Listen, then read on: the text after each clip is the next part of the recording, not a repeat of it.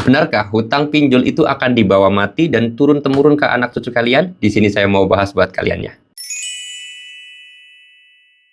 Assalamualaikum warahmatullahi wabarakatuh, teman-teman semuanya. Pada kesempatan video kali ini saya ingin membahas terhadap yang namanya hutang pinjol, katanya mau dibawa mati atau akan dibawa mati dan yang lain sebagainya. Banyak banget yang bilang kalau misalkan bayar hutang terus kemudian nanti hutang itu dibawa mati dan yang lain sebagainya. Oke, di sini saya mau bahas buat teman-teman ya.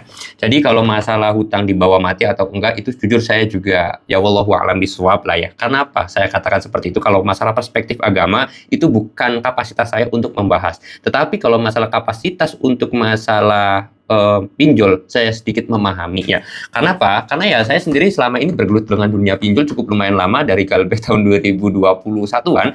Jadi 2020 malah, jadi udah 5 tahunan masalah regulasi pinjol. Kalian harus tahu ya, masalah pinjol ini itu ada yang namanya sistem asuransi. Apa sih fungsinya sistem asuransi itu? Sistem asuransi pinjol atau sistem asuransi pinjaman itu namanya asuransi jiwa kredit. Nah, asuransi jiwa kredit itu fungsinya adalah membayar hutang nasabah ketika nasabah itu meninggal. Jadi saya katakan ya, mungkin hutangnya itu udah dibayarkan oleh asuransi ketika nasabah tersebut meninggal. Jadi kalau misalkan dibawa akhirat kan udah dibayarin sama pihak asuransi. Oleh sebab itu banyak kan contohnya, mungkin kalau kalian di kampung ya, di kampung nih ada orang tua yang minjem ke bank terus kemudian nggak lama orang tersebut meninggal, maka hutang tersebut oleh bank tidak bisa nagih lagi, atau bank tersebut itu nggak boleh nagih lagi ke keluarganya atau ke anaknya, ke pamannya, ke bibinya, ke adiknya, itu nggak boleh. Kenapa kok bisa seperti itu? Walaupun hutangnya banyak ya, misalkan kalian aja kalian ya hutang 100 juta di bank. Ya, terus kemudian atas namanya kalian sendiri ya, misalkan namanya A. Si A ini minjem uang ke bank nominalnya 1 miliar ya. 1 miliar. 3 bulan kemudian, baru 3 bulan bayar cicilan, ternyata si A ini meninggal. Nah, si A ini masih punya anak, masih punya adik, masih punya paman, dan yang lain sebagainya. Meninggal dunia si A ini.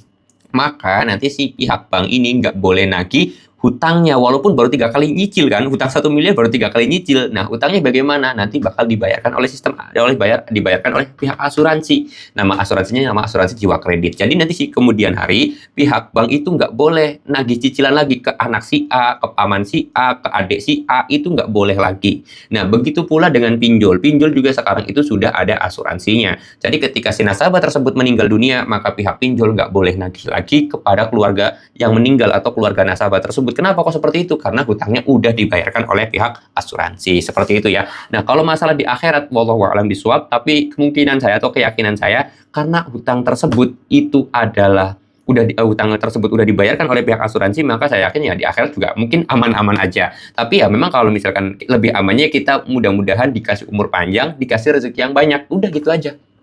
Jangan doa, ya Allah mudah-mudahan pihak asuransi bayarin hutang saya. Jangan, lebih baik doain biar umur kita panjang, terus kemudian banyak rezeki, kita bayar hutang sendiri. Udah, konsepnya seperti itu aja, oke?